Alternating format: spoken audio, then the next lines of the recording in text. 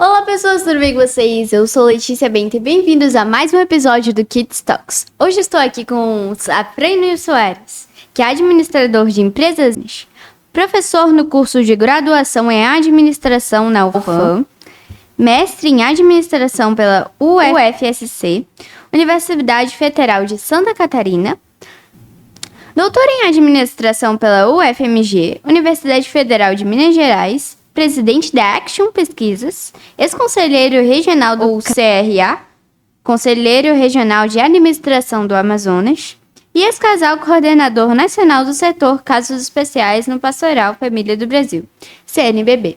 Bom dia, como o senhor está? Tô bem, Letícia. Que bom estar aqui com você. Uma saudação especial ao seu público, aos que assistem, aos internautas e a você, meu amor. Obrigada. Certo. Quando foi que o professor se tornou empresário? Olha, deixa eu contar um pouquinho aí Podemos falar de empreendedorismo para começar? Sim, vamos embora. Então, já que o foco do programa é empreendedorismo, educação financeira, enfim, e educação profissional, eu acho que seu público pode gostar um pouco da gente conversar sobre isso. O que é ser empreendedor, Letícia? É você identificar oportunidades e prover, né, através de algum tipo de negócio, uma organização, seja ela privada ou não governamental, que vai atender essas oportunidades que você identificou. Basicamente é isso, não é? Então, isso aí aconteceu comigo. Acho que eu sou empreendedor até hoje, desde cedo, mas todo empreendedor tem que estar preocupado também em viver uma vida onde nem tudo são flores, né? Ou seja, eu já tive negócios que eu tive que fechar, já abri negócios e fechei, já caí e levantei, então tem que ter uma resiliência, né? Que é a capacidade de você voltar ao formato. Vamos lá, resiliência significa que se isso aqui fosse um metal, ele amassa o metal todo e ele volta ao seu formato original. Então é a capacidade de você se recompor, e isso é importante. Então, eu acho que tem duas coisas que são importantes para o empreendedor. Primeiro é pesquisar, usar algum tipo de ferramenta para fazer uma pesquisa bem legal para identificar essas oportunidades. Não ficar contaminado só pela conversa do amigo que ele admira ou de alguém que ele acha que está certo. Ninguém tem a verdade absoluta. Você tem que correr atrás, tem que verificar, checar, pesquisar, ouvir pessoas, muitas pessoas. E depois o planejamento. Planejamento é você prever onde você quer chegar, com o que você vai fazer, o que você quer fazer, o que você precisa para fazer isso, quanto você precisa gastar, como você vai conseguir esse capital para fazer a coisa acontecer, se você tem que buscar em banco, com um sócio, te retirar uma poupança que seus pais fizeram quando você nasceu, ou algum outro tipo de recurso que você possa ter. E aí eu descobri na prática o seguinte, que essas ferramentas funcionam, só que guardado algumas proporções. Dá um exemplo. Planejamento é bom para todo mundo. O que você está fazendo aqui é um empreendedorismo. Entendeu? Você está pavimentando, talvez, o seu futuro. Não sei se você vai seguir essa carreira de comunicadora, de influência digital, mas hoje você já é. Hoje você está começando, está pavimentando isso é muito legal. É por isso que o teu público te assiste, porque ele quer ver conteúdo, né? Sim. Então, e ele gosta do teu conteúdo. Por isso que ele volta a assistir. Então, alguém planeja a tua carreira. Hoje, são seus pais que te assessoram e são teus empresários, digamos assim, nisso aí, né? E eles estão fazendo o dever de casa certinho nisso. E todo mundo tem que fazer. Tem que planejar, tem que identificar as oportunidades, tem que correr atrás, mas com planejamento. O que eu aprendi foi que planejamento em longo prazo, por exemplo, dá para prever como é que vai estar a sua vida quando você tiver 25 anos hoje? Não, óbvio que não. Mas você pode tentar, né? Posso tentar. Faltam 15 anos, mais ou menos, para isso, né? Assim, arredondando. Né? Não, 15 anos. 15 anos, você tem 10? Faltam 15 anos para isso acontecer. Existem alguns planejamentos estratégicos, seu pai sabe bem que ele é administrador, que tem um longo prazo e alcançam, às vezes, 15 anos. Eu tentei fazer isso na minha vida também. Quando eu entrei na universidade, eu fiz o curso de administração na Universidade Federal do Amazonas, você leu aí, e eu entrei porque eu tinha um objetivo naquele momento. Eu queria ser executivo do Polo Industrial de Manaus, ou então queria ser gerente de um Banco do Brasil, por exemplo, ou queria ser alguma outra coisa que eu nem lembro mais. Sabe por quê? Porque eu nem cheguei perto disso aí. No meio do caminho, eu mudei os meus objetivos, porque eu identifiquei novas oportunidades que naquele momento inicial eu não tinha condições de fazer isso, porque eu não tinha acesso a esse conhecimento que me fez identificar essas oportunidades. Foi lá que eu conheci o marketing, foi lá que eu conheci a pesquisa de mercado, foi lá que eu pavimentei a minha vida hoje, digamos assim. Hoje eu tenho um instituto de pesquisa, sou professor da Universidade Federal do Amazonas. Então, eu pavimentei lá, ainda como aluno, mas se você me perguntar, esse era o teu objetivo? Você desenhou isso aí para isso acontecer? Não desenhei. Tá? E o que aconteceu então para isso vir a acontecer?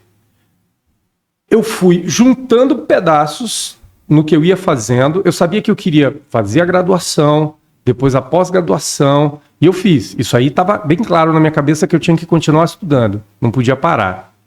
Resultado, quando eu fui fazer a pós-graduação fora de Manaus, que naquela época não tinha, hoje você pode fazer, não sei, não em todas as áreas, mas em muitas áreas você já pode fazer a pós-graduação em Manaus. Então eu tive que fazer fora. Não que eu quisesse isso, mas eu tive que fazer. E lá eu fiz um estágio numa agência de publicidade, muito legal, aprendi muito, e eu recebia lá, todo mundo recebia o briefing, né? Que são, eu trabalhava na área de criação, eu estagiava, aliás, na área de criação, foi no estágio da minha pós-graduação que eu fiz isso. Eu recebia o briefing com pesquisa de mercado. Quase todos os briefings vinham, dentre outros materiais inúmeros, sempre vinha com uma pesquisa de mercado feita ou pelo contratante ou pela agência. Quando eu voltei para Manaus, eu continuei essa linha de criação publicitária e fui prestar serviço na agência de um amigão meu, que era uma das maiores aqui, e eu percebi que lá, aqui em Manaus, a gente recebia um monte de material, mas não recebia a pesquisa de mercado. Então, na minha cabeça veio o seguinte, está faltando alguém que faça a pesquisa de mercado. A pesquisa de mercado é algo que todo mundo quer, mas não sabe bem como é que funciona. É difícil de fazer porque tem estatística envolvida, tem campo, tem pesquisador, tem um monte de detalhes que se você não fizer bem feito, então é difícil de imitar. É difícil de outra pessoa vir fazer. Se você souber fazer bem, você tem essa prerrogativa, né? Que as outras pessoas não vão conseguir imitar amanhã. Isso, vão ter que aprender a fazer. E não necessitava de um investimento muito vultuoso naquele momento. Eu já tinha um escritório de consultoria e eu decidi que eu ia fazer pesquisa. E essa decisão permanece até hoje. Hoje a nossa empresa já tem 26 anos. Então o senhor já ganhava dinheiro de outra forma, aí não investiu tanto? Já ganhava dinheiro desde... Olha, eu ganhei dinheiro de várias formas, assim. Eu fui funcionário público, eu fui funcionário do Tribunal de Contas do Estado, eu fui funcionário do Instituto Municipal de Previdência e Assistência Social, eu fui... que mais? Deixa eu lembrar aqui. Eu fui professor na Newton Lins também, na Universidade de Newton Lins. Caraca, você tem um baita de um currículo. Meu Deus, 56 anos já dá para fazer um bocado de coisa, né? Dá para fazer muita coisa, mas... Mas o melhor do meu currículo são dois filhos, a Fabiana e o Gustavo. E a Flávia, que é minha esposa, que vai me ver depois aí. Beijo para você, meu amor. Ai, que lindo. Né? Então, essas são as melhores coisas que eu já fiz na minha vida. Então, o trabalho te dignifica no sentido de você alcançar um padrão de vida. Mas já tive altos e baixos também, tá, Letícia? Acho importante o empreendedor que está nos assistindo agora se preparar para isso. Hoje, eu tenho maturidade para fechar um negócio antes que ele me dê um prejuízo muito grande. Prejuízo. Mas na época, com 18, 19 anos, você estava compelido pela vontade de que a coisa desse certo de qualquer jeito, porque tinha que dar certo, porque aquela ideia era muito boa e tinha que dar certo. Nem sempre é assim, porque E nem sempre é assim. Você tem que se dar preparar. para o público. É. O que o público quer.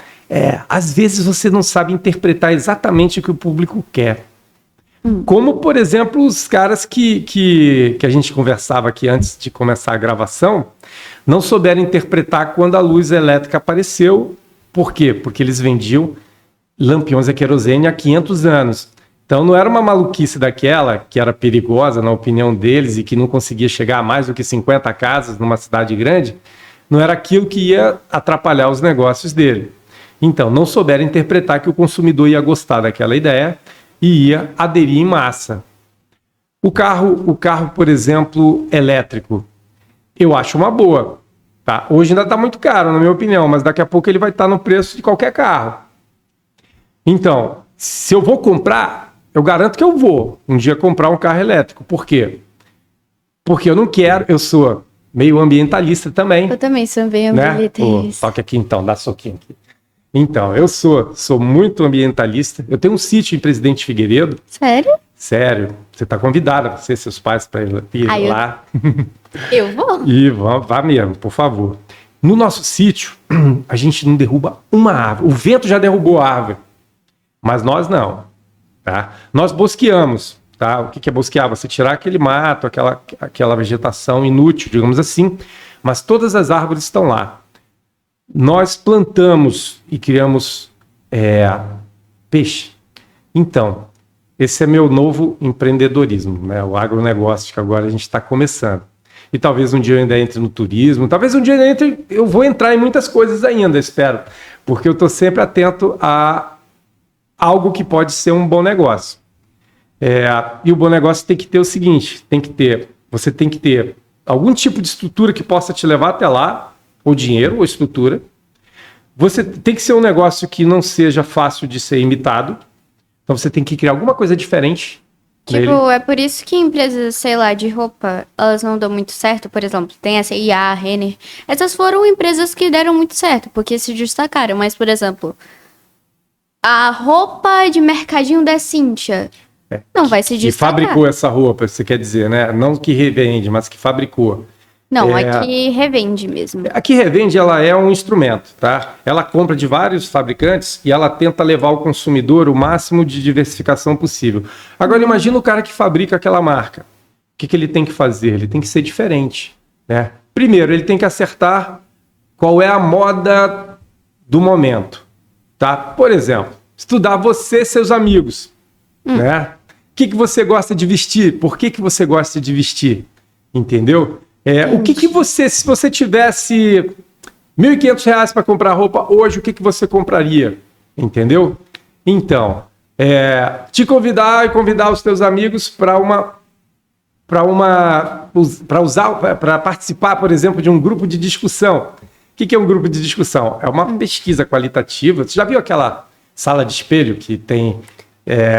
O pessoal faz uma metáfora com as delegacias que você vai identificar um criminoso, mas não é nada disso. Ah, eu sei, mas é tipo assim, sei lá. É uma sala de espelho onde está tendo uma reunião do outro lado e essa reunião ela está sendo sobre um assunto que interessa. Então, se um dia eu quiser saber sobre moda infanto-juvenil, eu vou convidar você e um grupo de amigos seus e vou conversar naquela sala.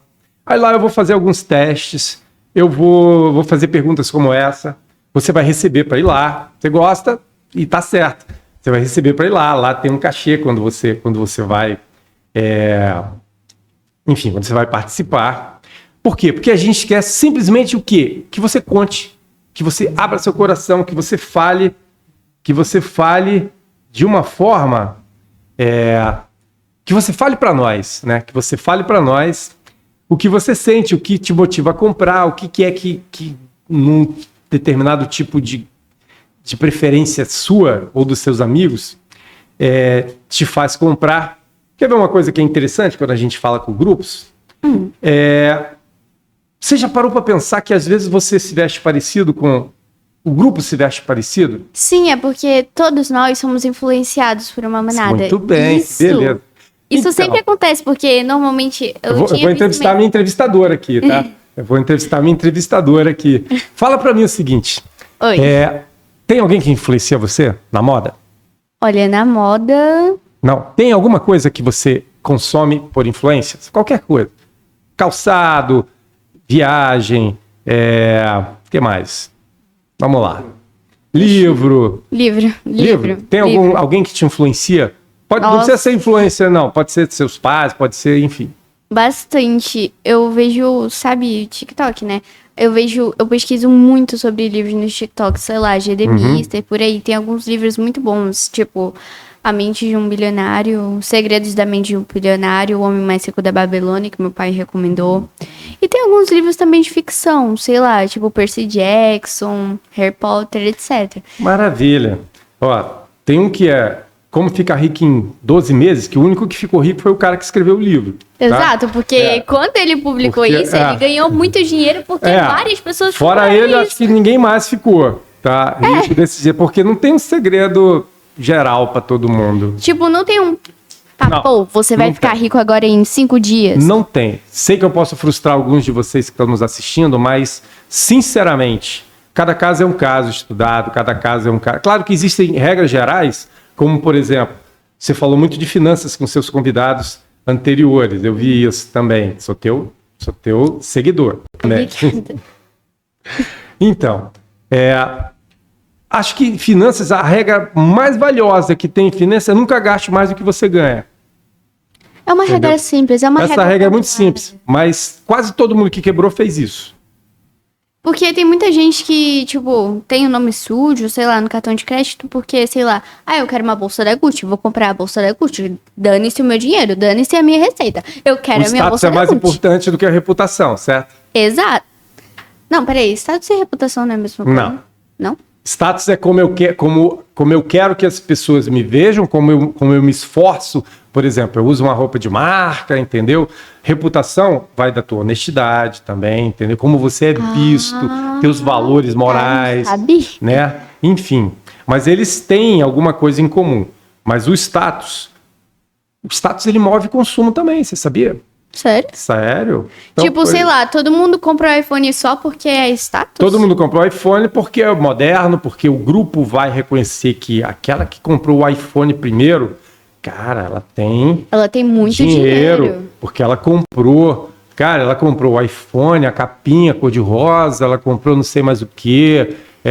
E todo mundo, sem querer, faz isso por status, pra mostrar o iPhone de baixo, a maçãzinha. Virou o símbolo do grupo de referência. Virou o símbolo do grupo de referência, sei lá. Eu chego aqui com uma bolsa da Gucci, mesmo ela estando prestada em, sei lá, 1.999 prestações. Esse é um número hipotético, Você sabe que tem diferença de valor e de preço? Parece sinônimo, né? Preço, é quanto você paga, tá?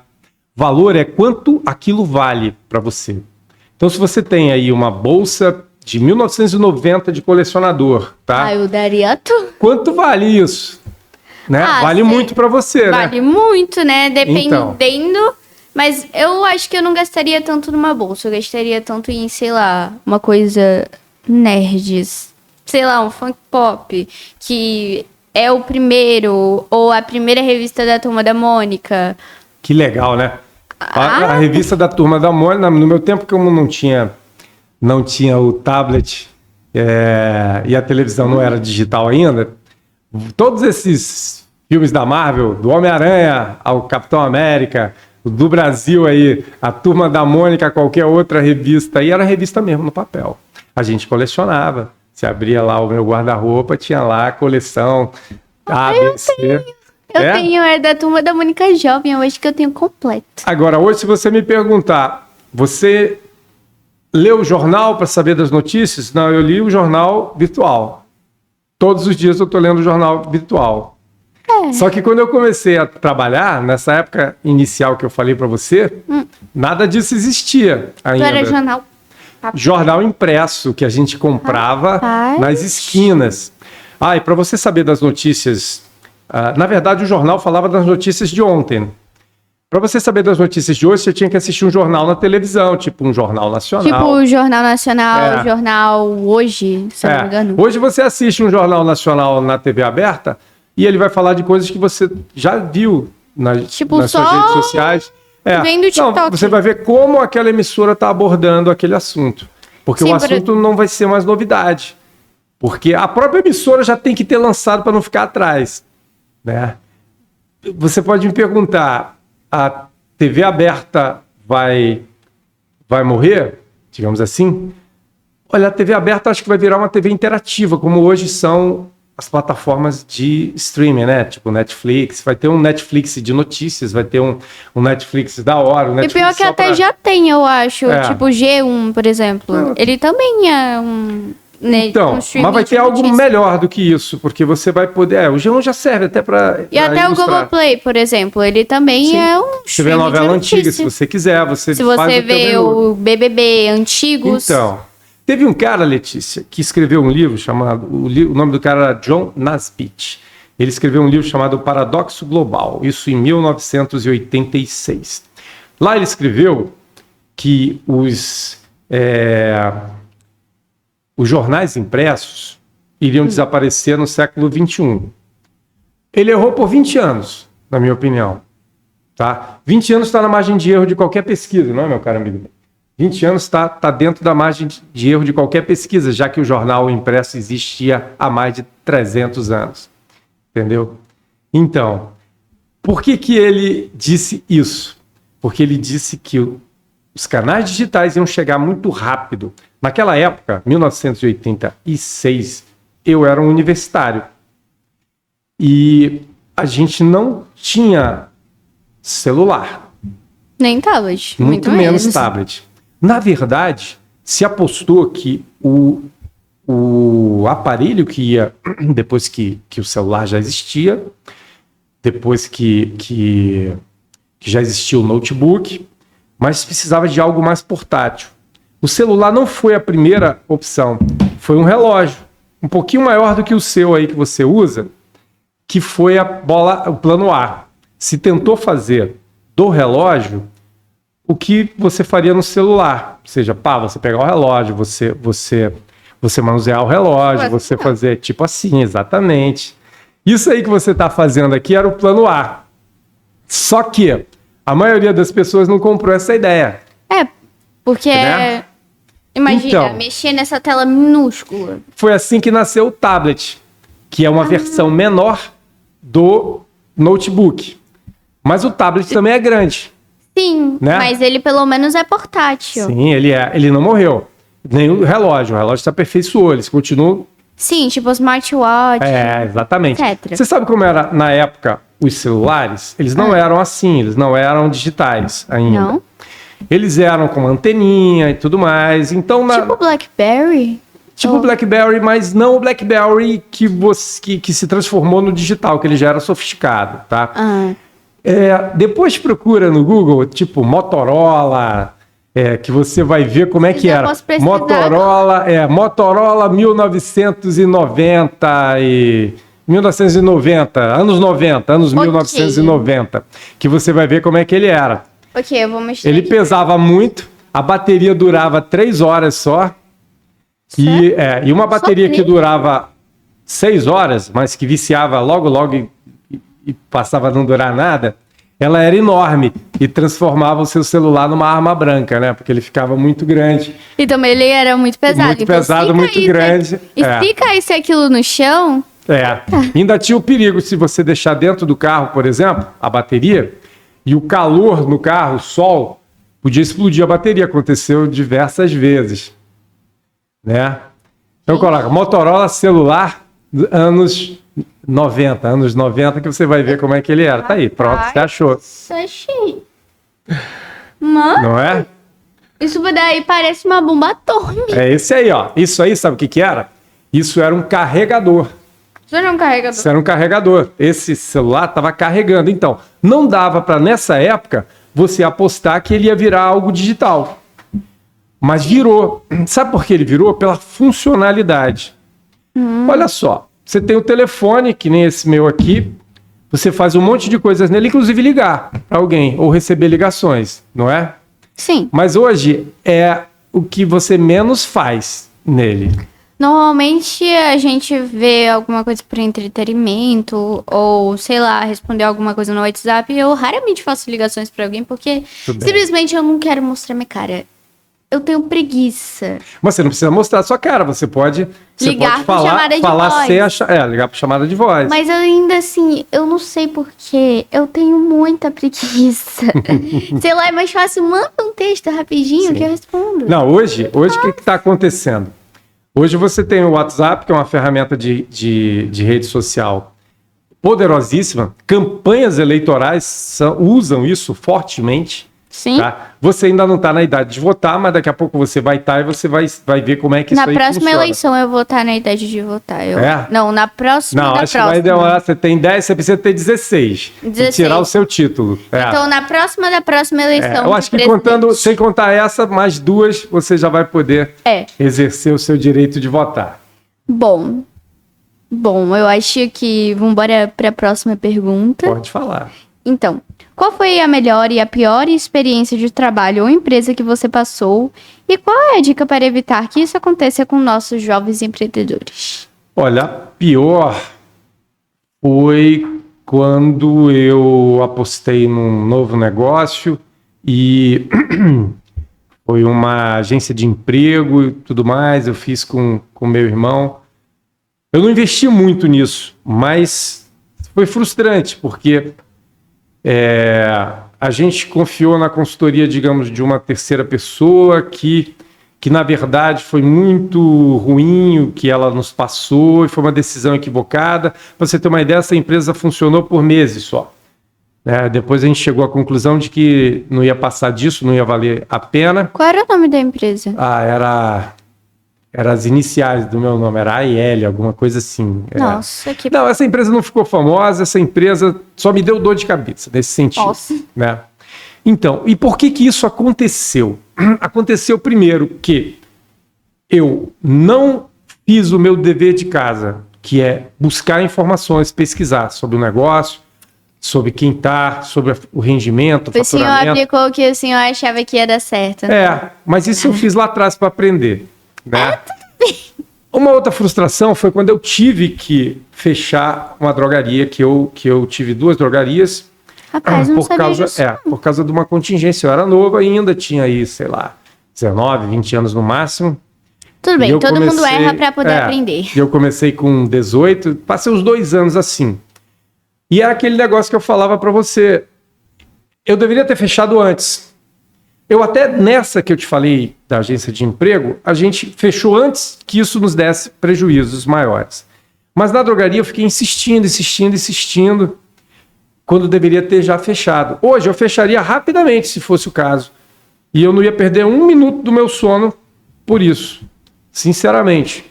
Mas isso eu aprendi depois. Então, você não pode se apegar a um produto, a um negócio. O negócio ele tem a obrigação de ser rentável. Se o negócio não é rentável, não tem perspectiva de ser rentável... Então fecha o negócio. Não tem opção para ficar com o negócio. Não existe uma finalidade para ele. A não ser que seja uma finalidade filantrópica. Que você faça, por exemplo, a minha filha Fabiana, ela tem uma ONG de proteção aos gatos de rua. Eu adoro gatos. Salve um gatinho underline. Visita aí, pessoal. Né? Então, ela cuida dos gatos...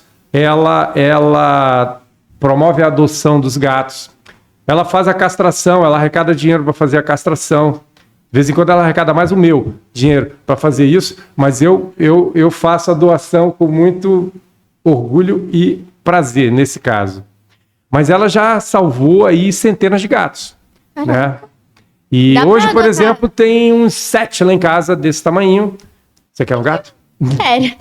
Tá bom. Vou conversar com seus pais depois para ver se pode. O senhor pode repetir o endereço?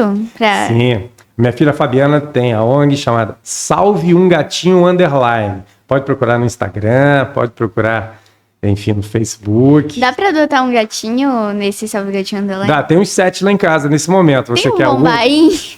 São lindos, tá? São lindos. Ai, depois você me vai manda adorar. Entra lá que tem foto deles todos. Aí eu quero ver porque eu tô com muita vontade de adotar um gato bombaim, que é um gatinho preto, que tem meio que... O nosso são SRD, que é o nome científico para vira-lata, né? Sem raça definida, né? Porque a gente pega de preto, rua. eu tô aceitando, que eu tô querendo muito um gato preto. Olha, nós já tivemos lá diversos gatos pretos. Por incrível que pareça, você é exceção. A maioria das pessoas não quer ter um gato preto, por superstição. Diz que gato preto acompanha as bruxas. Se for, é a bruxinha, né? Que vai acompanhar. Mas não existe. Isso aí é uma gatos pretos superstição. são tão bonitos. Nós tivemos diversos gatos pretos lá. Um deles era o Peteca, morreu já. Ai, que pena. E era um gato temperamental, esse. Né? Ele... Era meio estressadinho? Não, ele não gostava muito de carinho, né? Então ele arranhava, Caraca, ele mordia. parece o meu gato. Já tivemos outros aí que eram... Tem um que é o Homer, que é meu rival lá em casa. Ele é apaixonado pela minha mulher, né? Mas eu não tenho problema nenhum, não. Eu convivo com o Homer em casa. Que é um gato parecido com o Frajola. Já viu o Frajola? Do Piu-Piu e Frajola? Nunca. Não é da sua época. Mas depois pesquisa que você vai ver que é um gato malhado, branco e preto. Fofinho. O que aconteceu de bom foi eu ter aprendido com meus erros, foi eu ter aprendido com meus acertos também. E hoje eu acho que posso me considerar um empreendedor maduro. E um empreendedor de sucesso. Acho que agora tem alguma coisa dessa natureza para contar, com certeza. Ok, vambora para a próxima pergunta. Enfim. Quanto foi importante a sua vida acadêmica para o seu negócio e sua vida? Pô, foi muito, mas muito importante. Por quê? Porque para minha carreira, eu vou separar minha carreira em duas, né? A carreira empreendedora, privada, e a carreira pública como professor na Universidade Federal do Amazonas. Na Universidade Federal do Amazonas, foi tudo, né? Eu dou aula onde eu estudei, onde seu pai estudou, né? Caraca. Eu dou aula lá onde eu estudei. Eu fui professor do seu pai, fui professor da minha esposa, eu fui professor de uma série de pessoas que hoje estão bem posicionadas. Mas eu não namorava ela, namorei depois. Mas eu fui professor. Eu vi muita gente boa lá se formar. Eu tenho colegas que são professores agora, meus colegas lá. Tenho colegas que são professores em outras universidades, que foram meus alunos, porque eu já tenho 26 anos como professor. 28 anos como professor. Rapaz, e eu muito anos de história, né? Eu estudei e continuo estudando até hoje, porque como professor você tem que estudar bastante também. Estudar é bom demais, né? Eu gosto. Eu recomendo a você que está nos assistindo agora o seguinte, olha, estudar sempre vale a pena. Sempre vale a pena. Nunca é demais, tá? Segue a sequência. Você vai fazer seu ensino médio, seu ensino fundamental, seu ensino médio. Você vai fazer a sua graduação. Graduação é uma faculdade, uma universidade. Não é momento agora para você decidir o que você quer, até mesmo porque você vai ter um monte de coisas influenciando até lá. Mas é momento para você pavimentar um caminho, né? Eu vejo que você é uma comunicadora de mão cheia. Quem sabe você segue nessa direção, né? Quem sabe você vai para a área do marketing. Seu pai foi, entendeu? Quer dizer, quem sabe você vai... A gente recebe influência também. Eu até pensei em ser médico, meu pai era médico, mas acabou que minha filha vai ser médica, que ela faz medicina. Mas eu não me senti vocacionado para isso.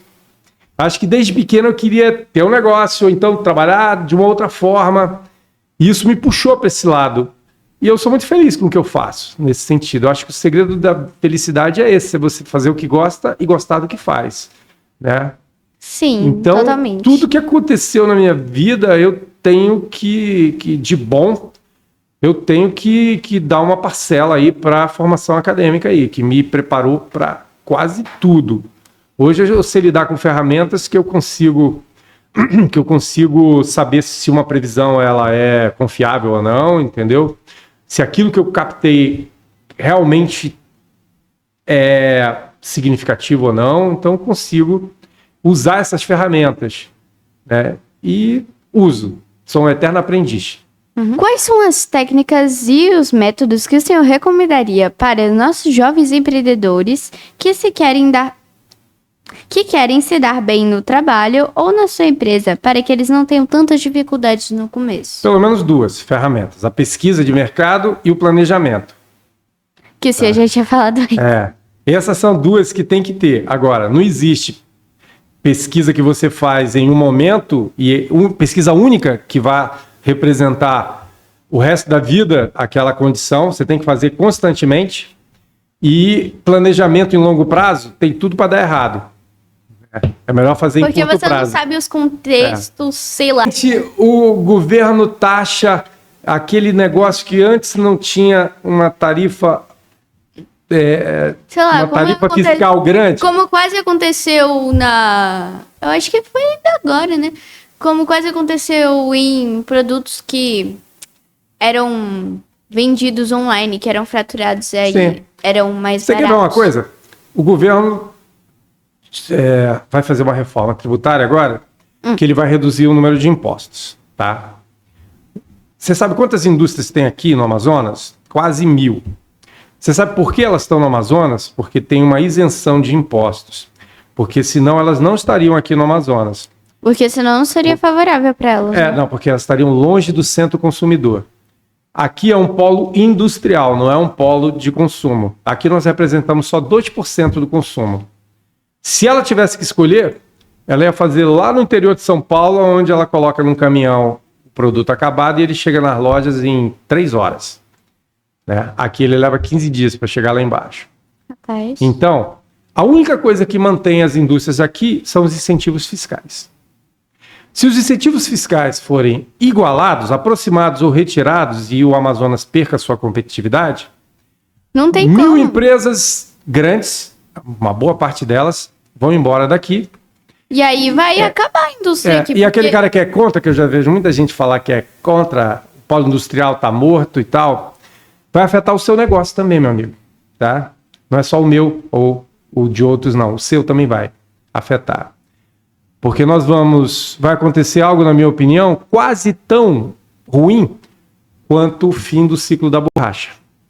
Quando Manaus era a cidade mais rica do Brasil, o Amazonas o estado mais próspero do Brasil, por causa da borracha, e de repente levaram sementes de seringueira para a Malásia, para não sei para onde, para a Ásia, e as sementes viraram seringueiras e a borracha saiu de lá.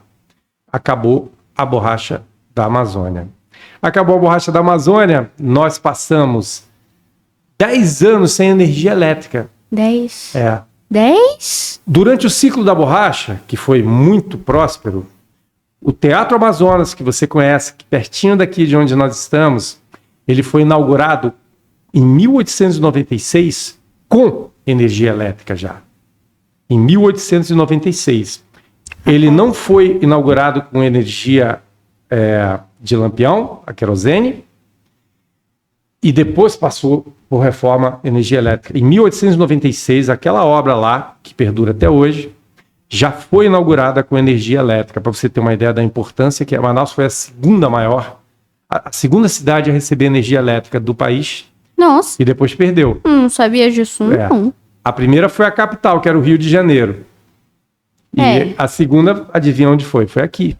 Por causa da borracha, que era praticamente a maior fatia do comércio internacional que o Brasil tinha. Como o café hoje é grande, mas nem se compara ao que era a borracha. Então, se as indústrias saírem daqui, meus caros que nos assistem agora, provavelmente nós vamos ter um retrocesso muito grande.